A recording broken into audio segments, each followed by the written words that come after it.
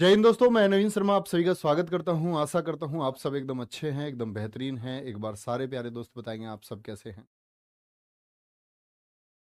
सारे प्यारे दोस्त एक बार बताएंगे आप सब कैसे हैं। उम्मीद करूंगा बहुत अच्छे होंगे, बहुत बेहतरीन होंगे। ऋतिक, निरंजन, आयुष, पल्लव, अमन, मोहित, अंकुश, अक्की, नवीन, बहुत बढ़िया, अंकुश, दीपक कुमार, अदिति, राघव, चेतन, अनिरुद्ध, शिवम, बहुत बढ़िया, बहुत स्वागत है सभी प्यारे बच्चों का। कमला, योगेश, चिंतामणि, नरेश, सभी प्यारे दोस्तों का बहुत स्वागत है। और प्यारे बच्चे, आप लोगों की आप लोग जानते हैं इतिहास हम लोग पढ़ रहे हैं। और इतिहास में पिछली क्लास में हम लोगों ने खत्म किया था किसको? वैदिक काल। ठीक है। जो अच्छे बच्चे होंगे वो अपना समय समय पर रिवीजन करते रहेंगे और आगे अपनी तैयारी को बढ़ाते रहेंगे। ठीक है। जो आपको क्लास में समझाया जाता है उसको बहुत ध्यान से समझना है, बहुत मन से समझना, और उसके बाद में आप समय समय पर अपना टाइम टेबल बना के रिवीजन करते रहें। कभी भी आप किसी परीक्षा को देने जाते हैं तो एक स्टूडेंट के लिए जरूरी होता है टाइम टेबल। तो टाइम टेबल प्यारे बच्चे जरूर बनाएं अपना, और उसी टाइम शेड्यूल से तैयारी। ऐसा नहीं है किसी दिन आप सुबह 5 बजे सो करके उठते हैं और किसी दिन आप लोग प्यारे बच्चे 7 बजे उठते हैं और आपको लगता है कि भैया मैं कल लेट हो गया। शेड्यूल से नहीं चलोगे प्यारे बच्चे, मार खा जाओगे, है ना। फिर वो शायद आपको पूरे जीवन भुगतना पड़े। तो आपको हमेशा शेड्यूल से चलना है। 5 बजे उठना है या 4 बजे उठना है, जो उठना है आपको उठना है। ठीक है। तो चलते हैं भैया, आज की क्लास को शुरू करते हैं। तो आज हम दो टॉपिक पढ़ने वाले हैं, महाजनपद काल और बौद्ध धर्म। तो महाजनपद काल से क्या मतलब है? तो मैंने आपको बताया था, आप लोग याद करें, कि जो वैदिक काल था, तो वैदिक काल में प्यारे बच्चे क्या हुआ था हमारा? वैदिक काल में एक बात मैंने आपको बताई थी कि महाजनपदों का उदय हुआ। अब ये महाजनपद क्या है? आप आज के भारत से समझे। आज भारत में कितने राज्य हैं? आप कहेंगे आज भारत में भैया जी 28 राज्य हैं और 8 केंद्र शासित प्रदेश हैं। ऐसे ही पहले भारत में राज्य नहीं थे। पहले भारत में क्या थे? महाजनपद। महाजनपद। आपने देखा होगा कि जब मैंने आपको बताया था प्यारे बच्चे ऋग्वैदिक काल के बारे में, तो मैंने बताया था आपसे कुल बनता था आपका, और इसी तरह जन बनते थे और जन से राष्ट्र बनता था। तो यही जन में जो शक्तिशाली राजा हुए, उन्होंने तलवार के दम पर अपने साम्राज्यवादी नीति पर चलते हुए शादी विवाह करके अपने पड़ोसी राज्यों में अपने राज्य को बड़ा कर लिया। मतलब शादियां भी कर ली। शादियां कर करके मैं आपको बताऊंगा, मगध में कई राजाओं ने इस तरह आपका कार्य किया। बिंबिसार ने इस तरह के प्रयोग किए कि शादी करके अपने राज्य को बढ़ाया, क्योंकि कुछ चीजें उनको दहेज में मिलती थी, कुछ संबंधों से मिलती। कुछ लोगों ने तलवार के दम पर अपना साम्राज्य बढ़ाया, है ना। कुछ लोगों ने कूटनीति से बढ़ाया, जैसे आचार्य चाणक्य जब मगध के समय आपका क्या बोलेंगे, कहां पर हुए? आपका मौर्य साम्राज्य। ठीक है। तो एक बार देखेंगे। एक कोई कोई बच्चा लिख रहा है सर जी आवाज कम आ रही है। प्यारे बच्चे, आवाज जो मेरे दोस्त कम आ रही है ना, इसके लिए आप लोग नोट कर लेना। यहाँ दिखाओ, फोन दिखाओ। अरे ये देखो, मैं रोज सुनाता हूँ आपको, ये देखो, है ना। कुछ ये आपके फोन की दिक्कत होती है। आप अपने फोन में इसको ठीक करें एक बार। बहुत तेज आवाज फोन में आ रही है भैया। ये आप जो एक आध बच्चा लिख रहा है, इसके अपने फोन की पर्सनल प्रॉब्लम है। चलें भैया आगे। आगे चलेंगे और एक बार चेक कर लो भैया, आवाज में कोई मिसमैच तो नहीं। आगे आएंगे। ये जो महाजनपद काल है, तो महाजनपद काल में क्या बच्चे आप जानते हैं कितने महाजनपद थे? इनके बारे में भी हम बात करेंगे। लेकिन महाजनपदों का उदय कब हुआ? तो आप लोग बोलेंगे हमेशा कभी भी क्वेश्चन पूछा जाएगा तो आप कहना भैया जी, जो महाजनपद थे, इन महाजनपदों का उदय हुआ कब आपका? 600 ईसा पूर्व से लेकर के, यानी 600 बीसी से लेकर के 400 ईसा पूर्व में। तो क्या मैं कह सकता हूं कि आज तो सन 2022 चल रहा है, तो अब से भी 600 साल पहले, यानी कि लगभग 2600 साल पहले, आज से कितने वर्ष पूर्व? आज से 2600 वर्ष पूर्व, 2600 एगो, किसके बारे में? महाजनपद काल के बारे में हमें पता चलता है। जैसे हमने वैदिक काल में पढ़ा था, उसी तरह महाजनपद भी कैसे बनते थे? कुल। कुल बोले तो आपका क्या होता था? ये परिवार होता था, एक फैमिली हो गई। जैसे आपका घर है, कुल के बाद में बनते थे गांव, गांव के बाद में बनते थे विश्व, विश्व के बाद में जन, जन से बनता था जनपद, और जनपद से कई जनपदों को मिलाकर के बनता था महाजनपद। महा मतलब बड़ा, एक महाजनपद बन गया, बड़ा जनपद। तो महाजनपदों का निर्माण किस तरह से हुआ? क्या बोलेंगे? कुल ग्राम विस जन जनपद से महाजनपद, और महाजनपद काल बहुत महत्वपूर्ण है। क्या बोलेंगे? महाजनपद काल जो 600 ईसा पूर्व था, इसी समय पर दी गई थी राज्य की परिभाषा। क्या दी गई? राज्य की डेफिनेशन, राज्य की परिभाषा दी गई, और राज्य की परिभाषा में बताया गया कि राज्य को कैसा होना चाहिए, वहां का राजा कैसा होना चाहिए, थोड़ी व्याख्या की, जिसके बारे में सबसे ज्यादा किसने लिखा? बाद में चल करके आचार्य चाणक्य जी ने लिखा। मैं उनके बारे में वही बताऊंगा, ठीक है? एक बच्चा पूछ रहा है जी विष क्या होता है? विष मैंने पिछली क्लास में भी आपको बताया, तो शायद मेरे दोस्त तब आप सो रहे थे। विष का मतलब आज आपकी आज से अगर रिलेट करें तो आज जो तहसील होती है, तो कुल आपका घर, फिर गांव, फिर तहसील, तहसील के बाद प्यारे बच्चे क्या बनता था? आपका जन, जो कई तहसील को मिलाकर के बना दिया जाए, फिर आपका जनपद, और कई जनपदों को मिलाकर के महाजनपद, ठीक है? तो अगर रोज क्लास नहीं करोगे तो नाम दिखाएं बच्चे का क्या? आरती चौहान। ये आज की मटरी नंबर 1 है, ठीक है? जिन्होंने पिछली क्लास में ध्यान नहीं सुना तो वो आज बन गई मटरी। ठीक है? महाजनपदों के बारे में कुछ ग्रंथों से जानकारी मिलती है। इंपॉर्टेंट फैक्ट है कि महाजनपदों के बारे में किस बौद्ध ग्रंथ से जानकारी मिलती, तो वो अंगुत्तर निकाय है। अंगुत्तर निकाय क्या है? एक रचना है जो बौद्ध धर्म से संबंधित है, आज ही बताऊंगा, बौद्ध धर्म में ही। तो अंगुत्तर निकाय में महाजनपदों की संख्या कितनी बताई गई है? बहुत पूछा जाता है क्वेश्चन कि महाजनपदों की संख्या कितनी थी। तो महाजनपदों की संख्या थी 16। और प्यारे बच्चे, ये 16 का संबंध किससे था? क्या बोलेंगे? इसके बारे में बताया गया बौद्ध धर्म में। ऐसे ही जैन धर्म का एक ग्रंथ है भगवती सूत्र।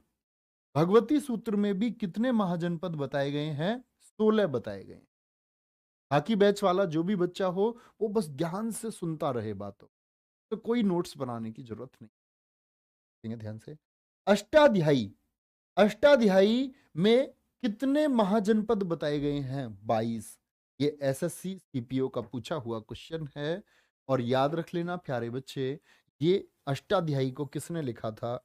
मैंने आपको बताया था भारत के प्रथम वैयाकरण कौन? पाणिनि थे, जिन्होंने ग्रामर के बारे में सबसे पहले लिखा था। ठीक है, कोई दिक्कत, कोई परेशानी? आगे चले। तो यहां तक की बात में हमने सीखा क्या कि भैया जो महाजनपद थे हमारे, ये 600 से 400 बीसी के बीच में इनका जन्म हुआ। मतलब ये कोई बच्चा तो है नहीं, तो यानी कि इनका विस्तार हुआ होगा। फिर मैंने बोला इनकी संख्या कितनी है? 16 है। और 16 किस किस में बताई गई है? जैन धर्म के अंगुत्तर निकाय में, और बौद्ध धर्म के अंगुत्तर निकाय में, और जैन धर्म के भगवती सूत्र में ये बताया गया है। लेकिन पाणिनि जो थे, जिन्होंने अष्टाध्यायी पुस्तक को लिखा, उन्होंने संख्या कितनी बताई? उन्होंने बताई जी 22। अच्छा, ये जो 16 महाजनपद थे, इन 16 महाजनपदों में 14 में क्या था? राजतंत्र था, और 2 में क्या था? गणतंत्र। तो ठीक है, राजतंत्र का मतलब राजा का बेटा ही राजा बनेगा। राजतंत्र का मतलब राजा का बेटा ही राजा बनेगा। लेकिन गणतंत्र का क्या मतलब? जैसे आज हमारा भारत है, भारत को आप क्या कहेंगे? राजतंत्र या लोकतंत्र? तो हम भारत एक गणतंत्र, गणतंत्र क्यों? यहाँ का जो प्रमुख लोगों के द्वारा चुना, भाई प्रधानमंत्री किस द्वारा चुने जाते हैं? तो आप कहेंगे भैया लोकसभा मत हो, और वो लोकसभा में बहुमत पहुंचाने का काम कौन करता है? क्या करते? देश की जनता चुनती अपने, वो होता है गणतंत्र। गण मतलब लोग। रिपब्लिक द्वारा होता है by the people for the people, जानते हैं आप? और प्यारे बच्चे, 14 में क्या था? राजतंत्र। पहले राजा का बेटा ही राजा बनता। लेकिन याद रख लेना, ये जो वज्जी और मल्ल, दो ऐसे थे जो गणतंत्र थे, और वज्जी को दुनिया का सबसे पहला गणतंत्र कहा जाता। वर्ल्ड्स फर्स्ट रिपब्लिक, दुनिया का पहला गणतंत्र कौन है? वो वज्जी है। बात को समझे? कौन है वो? वज्जी है। और दूसरा कौन है? वो मल्ल है।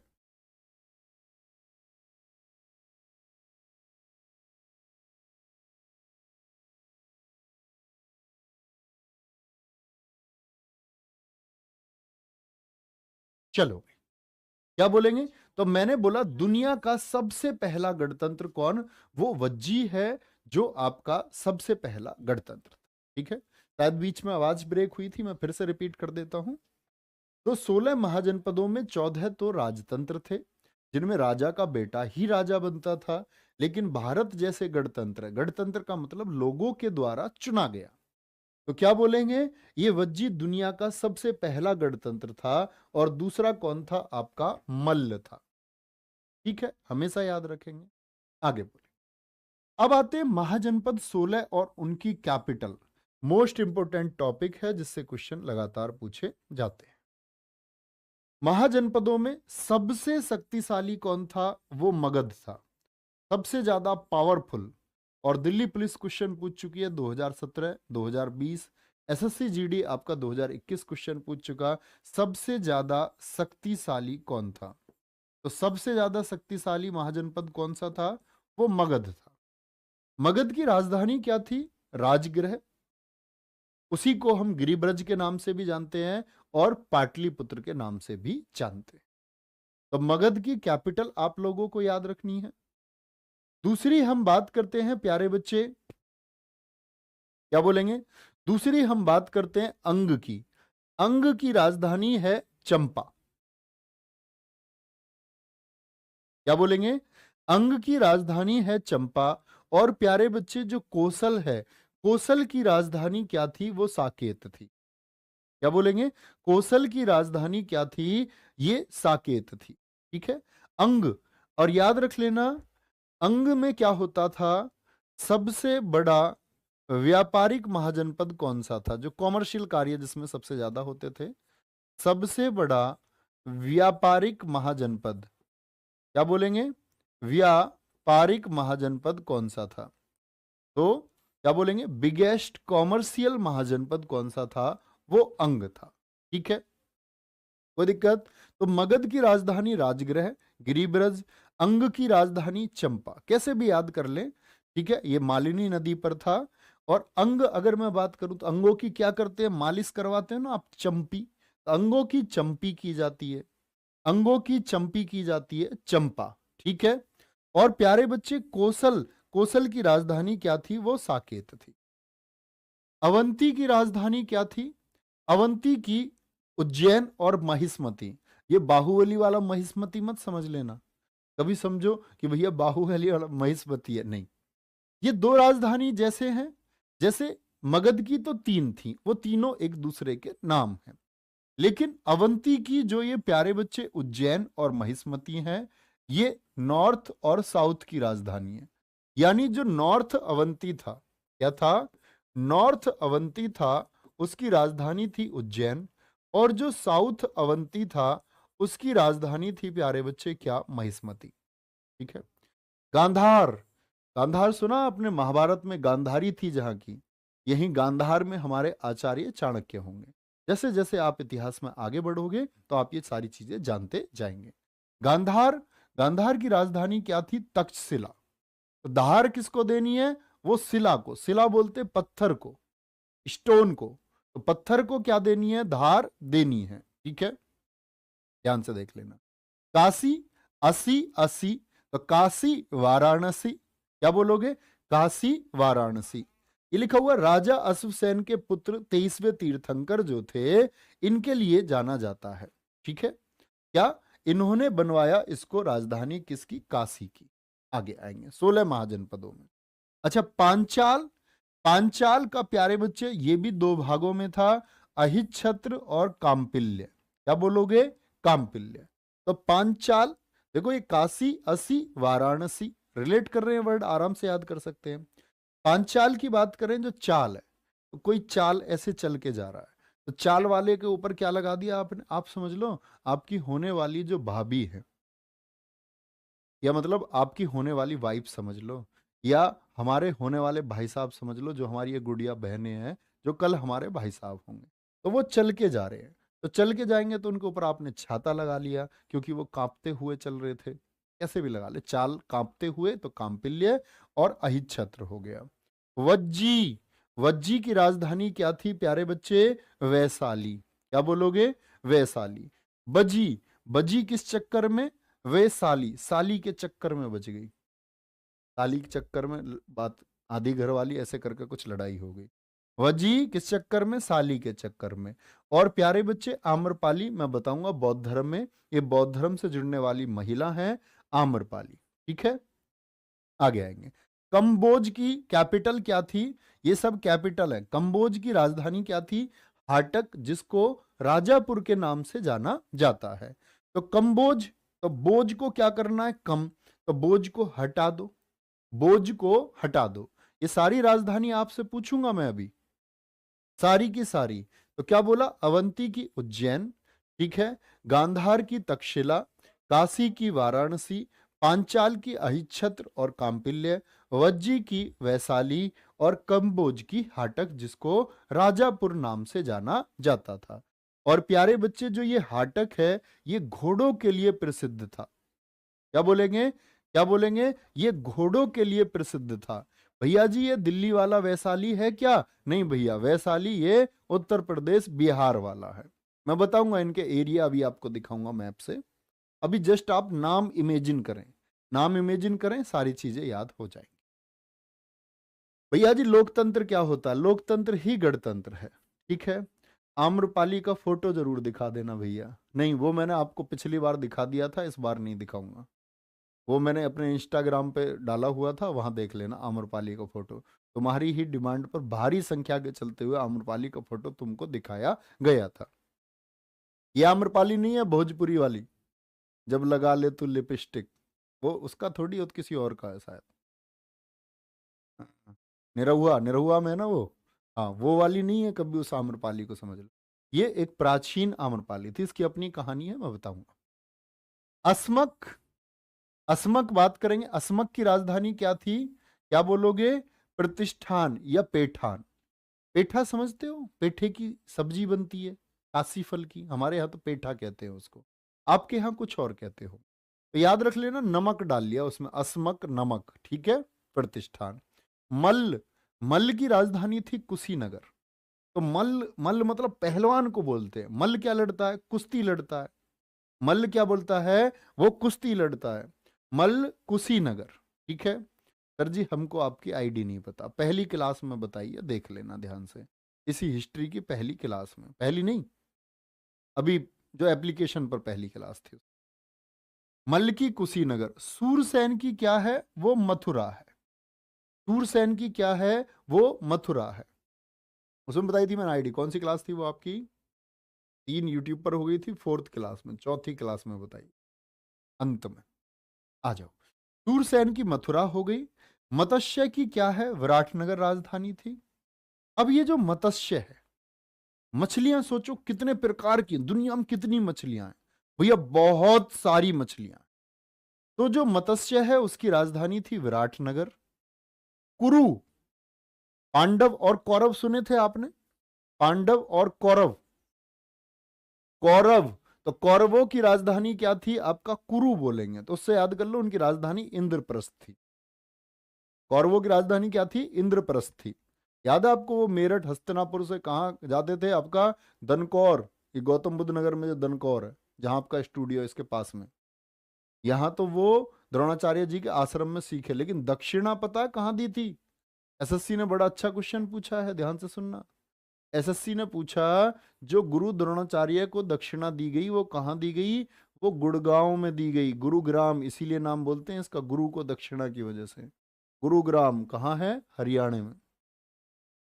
तो राजधानी कहाँ थी कौरवों की? इंद्रप्रस्थ में। कुरु क्या बोलेंगे? इंद्रप्रस्थ। वत्स की राजधानी क्या थी? कौशाम्बी। जैसे मैं तुमसे बोलने लग जाऊं, वत्स कैसे हो, वत्स कैसे हो, तो वत्स कैसे। चेदी की क्या बोलेंगे? शक्तिमती राजधानी थी। ये मैं आपको आगे बताऊंगा कलिंग के बारे में, जब सम्राट अशोक के बारे में बताएंगे कि कलिंग शासक खारवेल से संबंध है किसका? शक्तिमती का। आगे चले, नोट करेंगे। नोट क्या है? दो महाजनपद ऐसे थे जो वर्तमान भारत की सीमा से बाहर थे। कौन कौन से थे? कंबोज और गांधार। अभी मैं मैप में दिखाऊंगा भारत की सीमा से कैसे बाहर। क्या बोलेंगे? दो महाजनपद ऐसे थे जो वर्तमान भारत की सीमा से बाहर थे। वर्तमान भारत की सीमा से बाहर थे। 16 महाजनपदों में से 8 महाजनपद उत्तर प्रदेश में थे। आज के उत्तर प्रदेश में। अगर उस समय हम देखें और आज, तब तो उत्तर प्रदेश नहीं था भाई। राज्यों का गठन तो कब हुआ आपका? जब राज्य पुनर्गठन अधिनियम 1956 आया। या आपने पॉलिटी में पढ़ा होगा या पढ़ोगे। तो पहले तो राज्य नहीं थे। लेकिन हम आज की स्थिति से देखते हैं तो 8 महाजनपद ऐसे थे जो उत्तर प्रदेश में पड़ते हैं। 16 महाजनपदों में सर्वाधिक शक्तिशाली महाजनपद कौन सा था? सबसे शक्तिशाली मगध महाजनपद था। और सबसे पूर्वी महाजनपद कौन सा था? वो अंग था। कौन सा था? वो अंग था, जिसकी राजधानी क्या थी? चंपा है। सर जी, मैं अंग प्रदेश से हूं आज के। बहुत बढ़िया सर, मैं हस्तिनापुर से हूं। बहुत खूब, बहुत शानदार। देखेंगे ध्यान से, ध्यान से देखना। ये मैप देख पा रहे हैं आप लोग? इसको सीन 2 पे लगाएं ताकि बच्चों को ये क्लियर दिखे एकदम। देखना भैया, ये इंडिया 600 बीसी का एक मैप है कि किस तरह से यहां पर आपके महाजनपद थे। ध्यान से देखना प्यारे बच्चे। मैंने बोला आज के हम वर्तमान भारत की अगर बात करते हैं तो वर्तमान भारत की बात प्यारे बच्चे जब हम करेंगे तो आप जानते हैं कि दो ऐसे हैं जो बाहर थे। एक तो कंबोज। अब सोचो इसकी राजधानी के बारे में थोड़ा। मैंने बोला बोझ हटा दो तो हाटक हो गया, जो घोड़ों के लिए प्रसिद्ध था। और गांधार की राजधानी क्या बताई थी मैंने आपको? तक्षशिला। यहीं पर थे कौन? आपके आचार्य चाणक्य। तक्षशिला विश्वविद्यालय में बहुत शानदार प्रोफेसर रहे। ये है कुरु, देख रहे हैं दिल्ली के पास में। तो कुरु की राजधानी क्या थी? कुरु की क्या थी? इंद्रप्रस्थ थी। यहां पर पांचाल है। पांचाल की कैपिटल क्या बताई मैंने आपको? सोचो अभी। तो आप कहेंगे पांचाल की भैया जी अहिच्छत्र और कांपिल्य थी। अरे देख तो लो बच्चों के कमेंट की, दिख तो रहा है उनको मैप या नहीं? ये किसकी वीडियो कॉल देख रहे हो तुम फोन में अपने में? हैं? स्टेटस देख रहे हो किसी के? तुम्हारी शादी होगी? ये फोटो तो शादीशुदा का लग रहा है मुझे। भाभी जी से ही बात कर रहे हो? अच्छा, भाभी जी का बर्थडे है। ओके ओके, ठीक है ठीक है, सॉरी। अरे तो यार भैया क्लास वो देख लो ना कमेंट। देखेंगे ध्यान से। तो पांचाल्य क्या है प्यारे बच्चे? इसकी क्या थी? कांपिल्य और अहिच्छत्र थी। ठीक है, क्या थी बताई थी मैंने आपको? कांपिल्य और अहिच्छत्र थी। कौशल की मैंने क्या बताई? श्रावस्ती। और मल्ल की मैंने क्या बताई आपको? कुशीनगर। काशी की वाराणसी। और मगध ये आज के उत्तर प्रदेश और बिहार में था, सबसे शक्तिशाली, जिसकी राजधानी क्या बताई? गिरिब्रज बोले, राजगृह बोले, या फिर क्या बोलेंगे आप इसको? गिरिब्रज बोले, राजगीर बोले, या फिर तीसरा क्या नाम बताया था? पाटलिपुत्र बोले। ठीक है। वत्स कैसे हो? ये आज के मध्य प्रदेश के पास है। नक्शे का ज्ञान है ना। ये कहते हैं कॉम्पिटिटिव एग्जाम की तैयारी की इजाजत उस बच्चे को है जो कम से कम भारत के राज्यों को जानता हो कि कौन सा राज्य कहाँ है। ऐसे नहीं कि भाई रटने लग जाओ, चीजों को समझो। आपकी दीवार पर आपके सामने एक नक्शा होना चाहिए। प्रॉमिस करो, दिखाओगे तुम मुझे, ठीक है? स्टोरी वगैरह हम देख लूंगा कि आपने नक्शा लगाया हुआ है, तो जरूर है होना वो। ये कौन सा है? ये चेदी है, जिसकी राजधानी शक्तिमती थी। तो ये भी कहाँ हो गया आपका? मध्य प्रदेश से नीचे की तरफ जब हम चलेंगे आपका महाराष्ट्र की तरफ हो गया। अवंती देखो कहाँ पर आपका?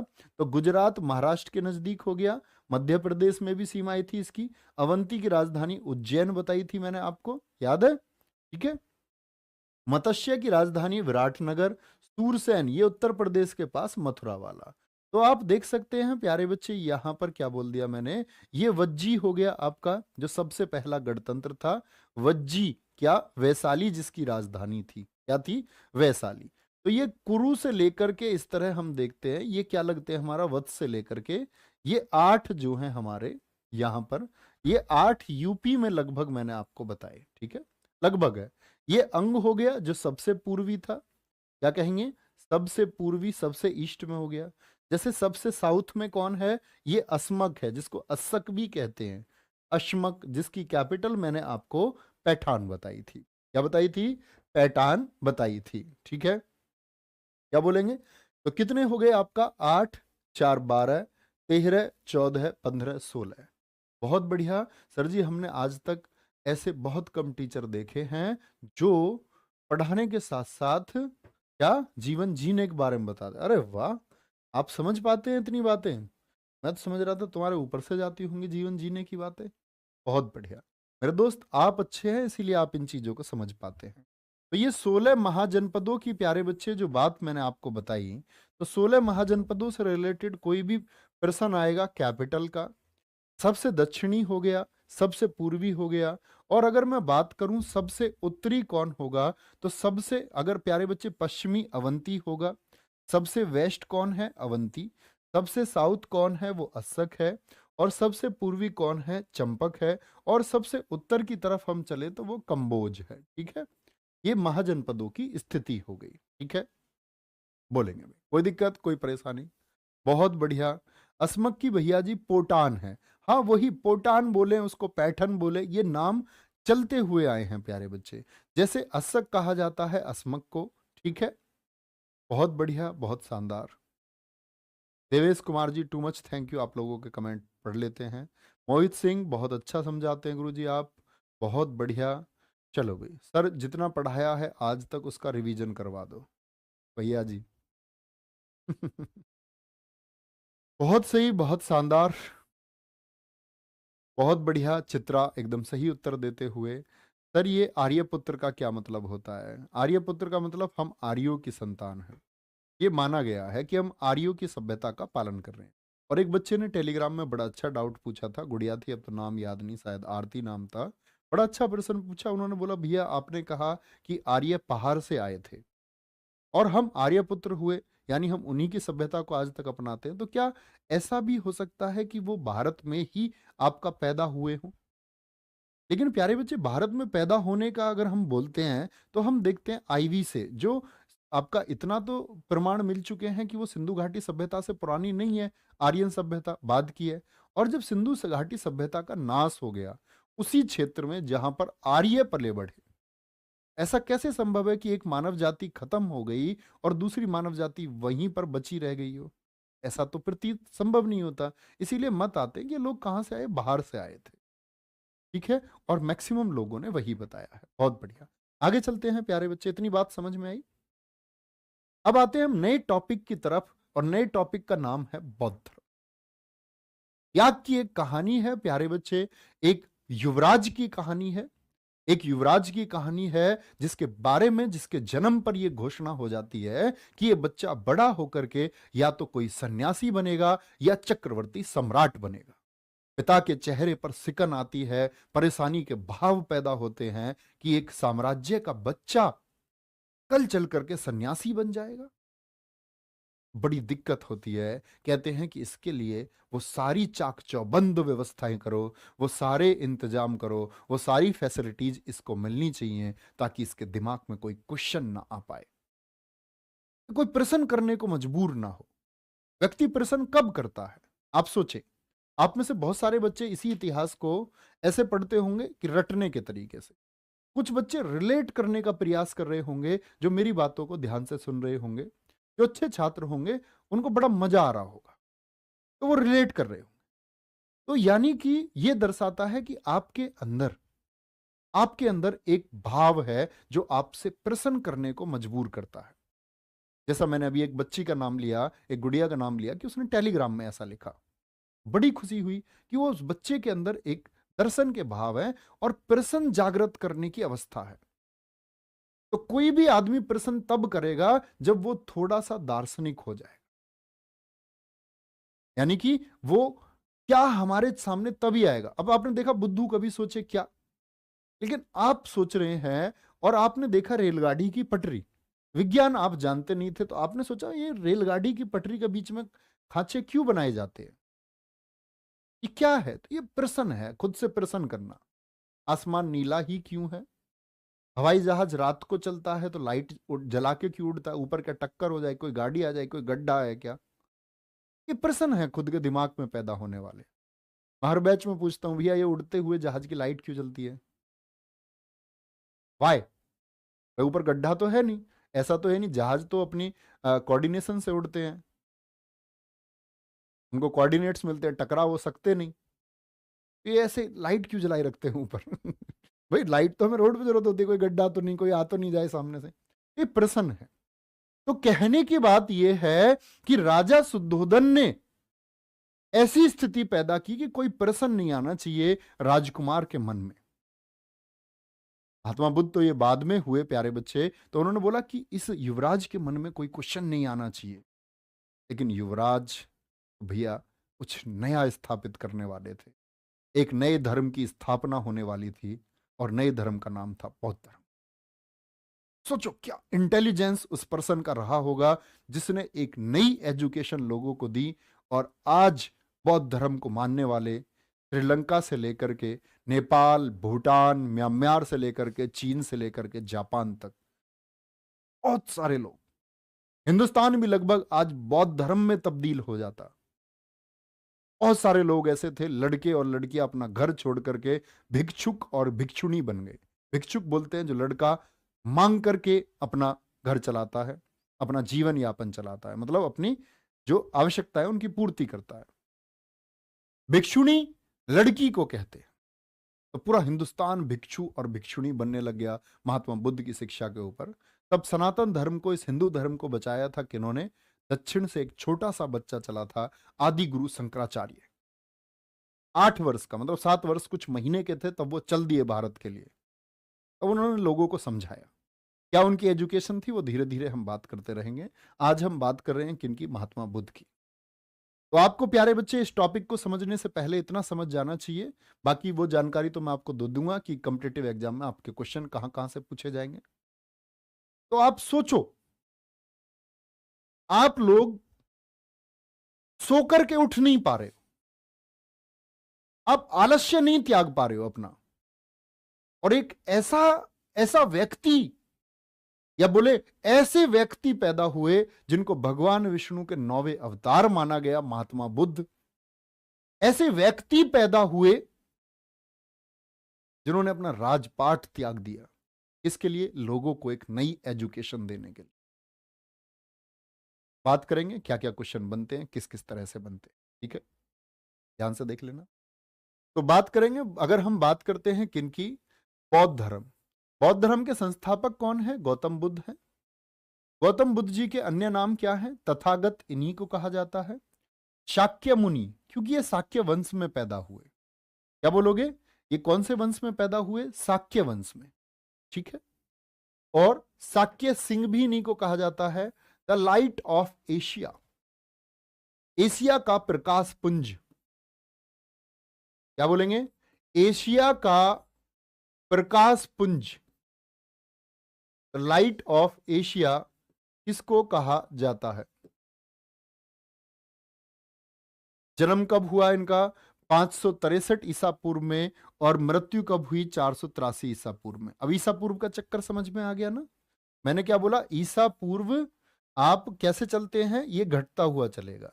600 पहले होंगे, फिर 400 होंगे, तो ये घटता हुआ जाएगा, तभी तो जीरो पर आओगे, और जीरो के बाद फिर आज से वर्तमान कैलेंडर 2022 की तरफ आप चलेंगे। ये मैं आपको पहले ही कॉन्सेप्ट समझा चुका था, पहली ही क्लास में। आगे समझ। बचपन का नाम क्या था इनके का? गौतम बुद्ध के बचपन का नाम सिद्धार्थ था, ठीक है। मृत्यु कहां हुई इनकी? कुशीनगर में, और जन्म हुआ इनका लुम्बिनी में, ठीक है। कुशीनगर उत्तर प्रदेश के सीमा वाला क्षेत्र हो गया, और लुम्बिनी नेपाल में पड़, ठीक है। आगे चले। इनके पिता जो थे, पिता का नाम क्या था? शुद्धोधन। और बहुत बार क्वेश्चन पूछा गया है, ठीक है, बहुत बार क्वेश्चन पूछा गया है कि जो ये शुद्धोधन थे, ये किस वंश से? वंश होता है ना एक परिवार, तो इनसे बहुत पूछा जाता है। इनके पिता पक्ष का जो फादर साइड था, वो कौन सा आपका वंश था प्यारे बच्चे, या कौन सा परिवार था? तो वो शाक्य रिपब्लिक से थे, शाक्य गणराज्य से थे, ठीक है। माता कौन थी? महामाया। क्या बोलेंगे? माता कौन थी? महामाया। और क्या बोलेंगे? ये कहां की थी? आपकी कोलीय गणराज्य। ये किस वंश से थी? तो याद रख लेना, इनकी माताजी कोलिय वंश से थी। और क्या बोलते हैं, जब ये अपने, भाई हमारे यहाँ एक परंपरा रही है पहले से कि पहले जब बच्चे का जन्म होता था तो बच्चे का जन्म कहाँ होता था? अपनी नंसाल में होता था। पहले बहुत प्राचीन समय में ये प्रथा भारत में चलती रही। तो ये क्या थी, ये लेके जा रहे थे और रास्ते में ही, मतलब कि इनके मामा के यहाँ लेके जा रहे थे इनको, महात्मा बुद्ध के। तो क्या बोलेंगे? आम्र वन में सिद्धार्थ का जन्म हुआ। रास्ते में जाते हुए प्रसव पीड़ा हुई, दर्द उत्पन्न हुआ, और जन्म किसका हुआ? ये जन्म हुआ सिद्धार्थ का। ठीक है, आगे आएंगे। सिद्धार्थ के जन्म के 7वें दिन इनकी माता का देहांत हो गया। ठीक है, क्या बोलेंगे? सिद्धार्थ के जन्म के 7वें दिन इनकी माता का देहांत हो गया। तब इनका पालन पोषण इनकी मौसी प्रजापति गौतमी ने किया। प्रजापति गौतमी से क्या कर ली? शुद्धोधन जी ने शादी कर ली। बच्चे की परवरिश भी होनी थी, और ये कौन है? इनकी मौसी है, और जो बाद में इनकी सौतेली मां, आप ऐसे कह सकते हैं। शादी हो गई, कोई दिक्कत? पाटलिपुत्र कहाँ है सर? बेटा वो आप रिसर्च कर लिया करो, कौन सी चीज कहाँ है। अभी मैं पाटलिपुत्र की स्थापना करवाऊंगा आप, ठीक है? आज पाटलिपुत्र बोलते, पहले वो राजगृह था।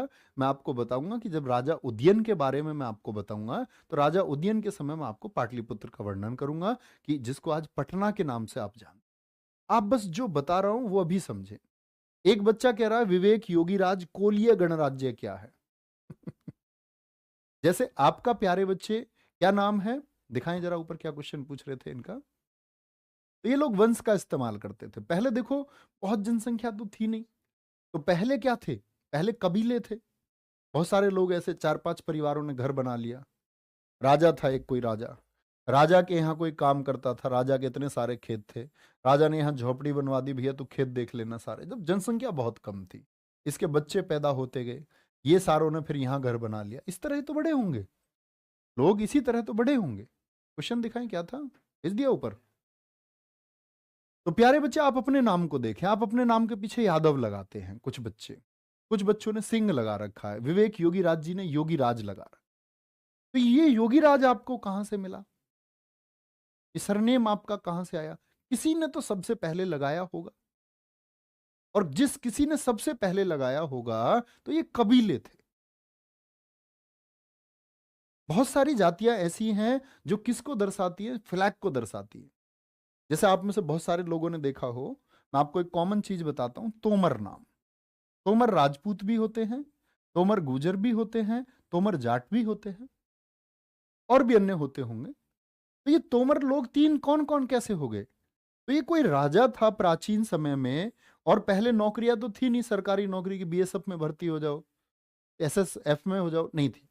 तो सब लोग अपने जीवन यापन के लिए राजाओं की सेना में भर्ती होते थे, लड़ते थे युद्ध।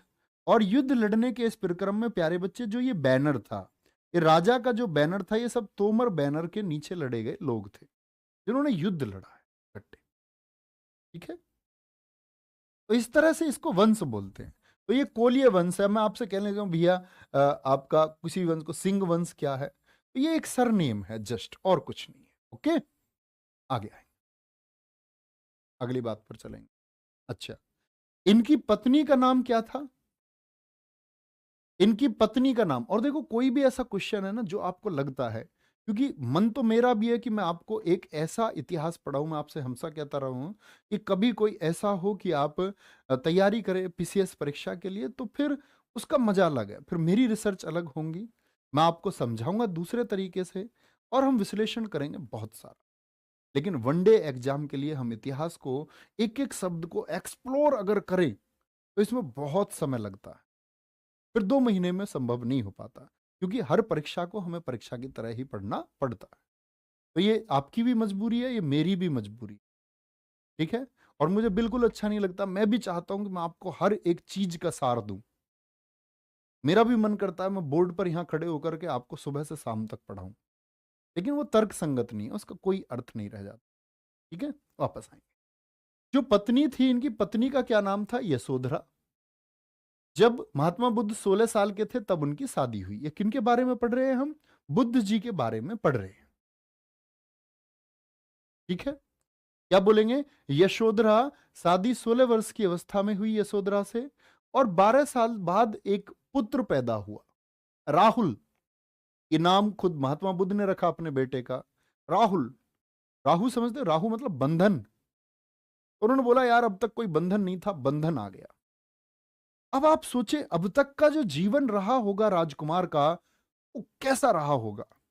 कहते हैं शुद्धोधन ने कई बगीचे बनवाए, और कई कई लोग काम करते कि वृक्ष से अगर पत्ती भी गिर जाए, पीली पत्तियां दिखे ना, रात्रि में साफ कर दी जाए, राजकुमार सुबह उठे तो उसको कुछ दिखे ना। ऐसा ये उस समय की सिर्फ कल्पनाएं भी हम कह सकते हैं, क्योंकि ऐसा नहीं होगा कि उनकी नजर किसी ऐसी चीज पर ना पड़ी हो। लेकिन कहते हैं उनके लिए मैक्सिमम कोशिश की गई कि दिमाग में प्रश्न आए कि पत्तियां पीली क्यों हो जाती हैं, किस तरह मैनेज करते होंगे। तो उनकी अपनी स्थिति है। कहते हैं कि उनको बहुत सारी ऐसी चीजों से बचा करके रखा गया कि उसके दिमाग में कोई प्रश्न ना आए, कहीं ये दार्शनिक ना हो जाए, कहीं ये सोचने ना पड़ जाए। सोचेंगे बड़ा मतलब बहुत जबरदस्त तरीके से रखा गया होगा। अच्छा, 29 वर्ष की अवस्था में, अब क्या बोलेंगे, 12 वर्ष बाद, यानी जब ये 28 साल के हैं, 28 साल के हैं तो राहुल पैदा हुआ। 29 वर्ष की अवस्था में इन्होंने घर छोड़ दिया। अब घर कैसे छोड़ा होगा? कहते बहुत चिंता में रहे, रातों की नींद उड़ गई, बहुत बेचैन चिंतित रहते।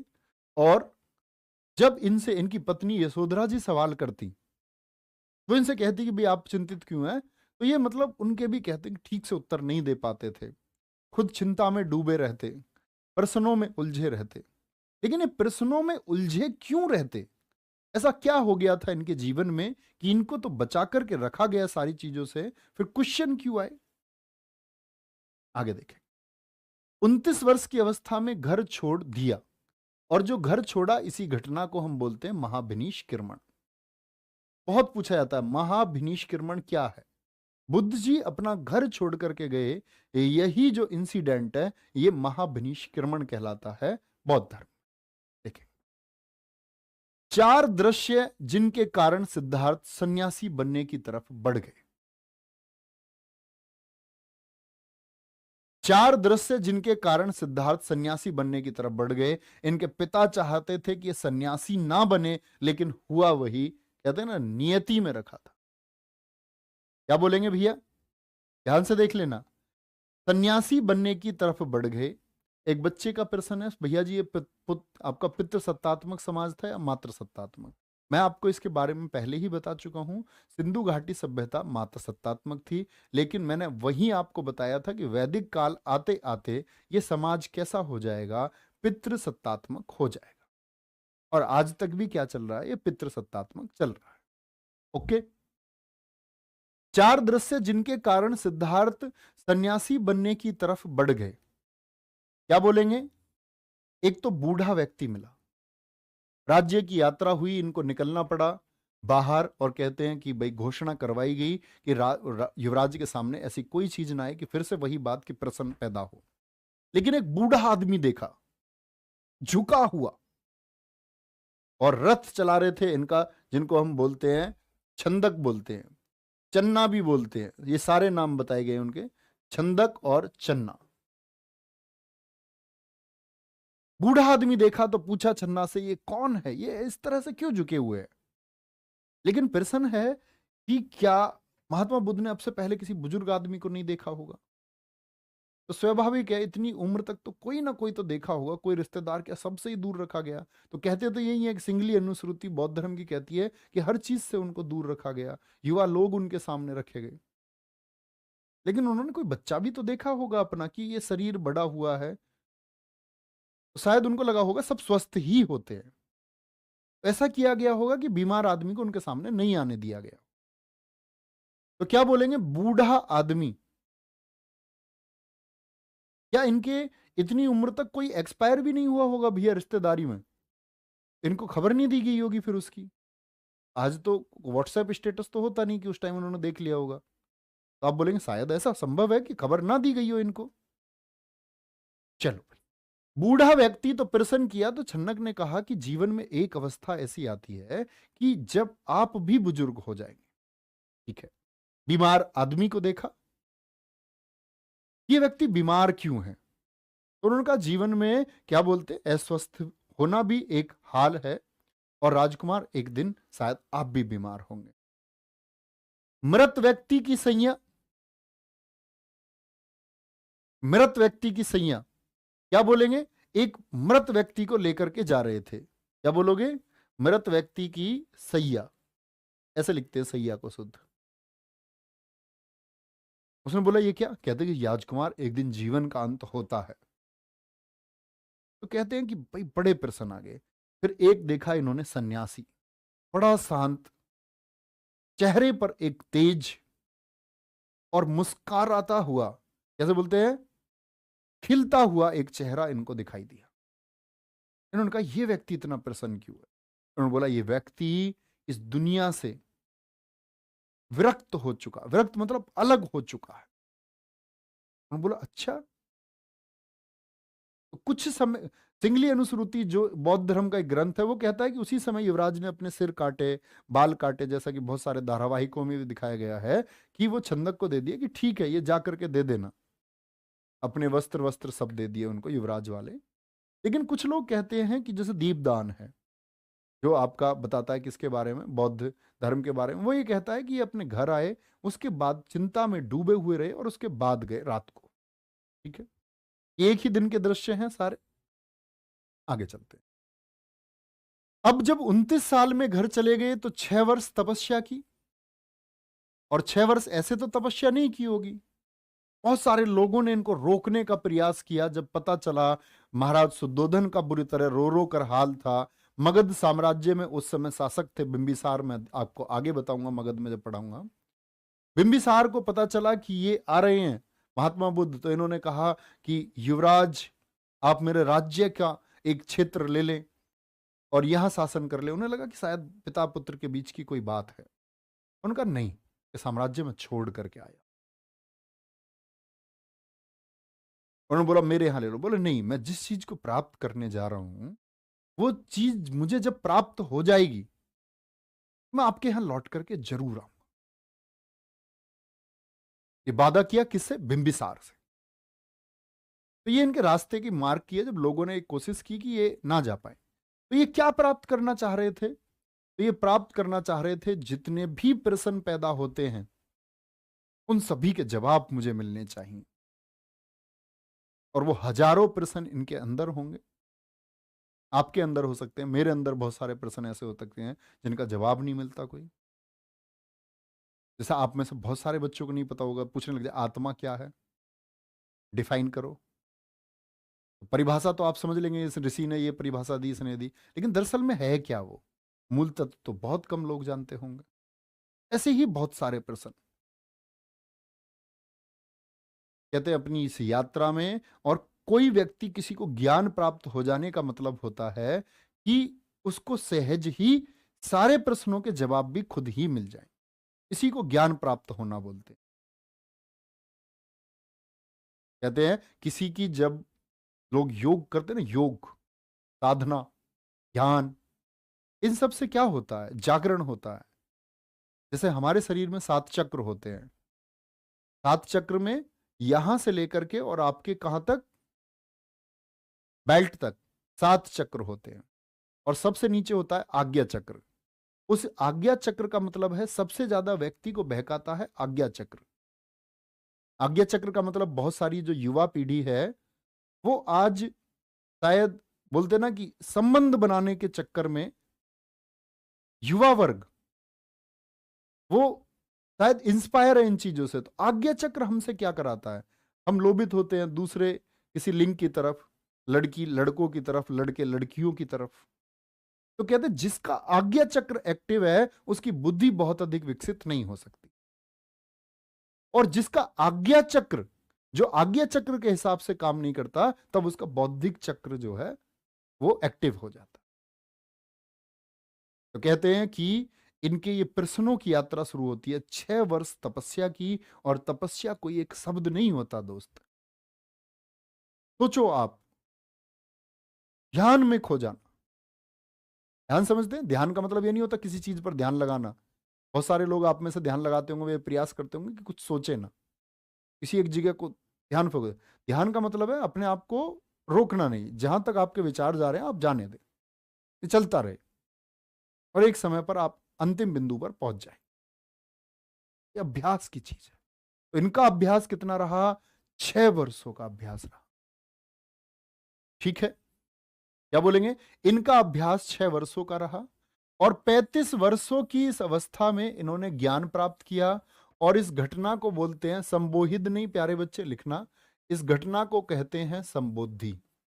तो बोले जब ये घर छोड़ करके गए तो महाभिनीश कर्मण, और जब इनको ज्ञान प्राप्त हुआ तो इस घटना को संबोधि कहा जाता है। ज्ञान कहां मिला इनको? पीपल के वृक्ष के नीचे। उरुवेला ये कहां पड़ता है? बोध गया बिहार में, निरंजना नदी के किनारे, बैसाख पूर्णिमा को। और बैसाख पूर्णिमा का बड़ा महत्वपूर्ण योगदान है, क्योंकि मनुष्य के हाथ में क्या क्या नहीं होता आप बताएंगे।